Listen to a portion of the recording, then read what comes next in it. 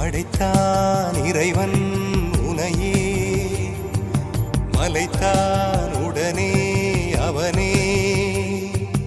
அழகை படைக்கும் திறமை முழுக்க உன்னுடன் சார்ந்தது, என் விழி சேர்ந்தது. விடிய விடிய மடியில் கிடக்கும் பொன்வினை உன்மேனி மீட்டட்டும் என் மேனி. விரைவினில் வந்து கலந்திடு, வீரல் பட மெல்ல காணிந்திடு.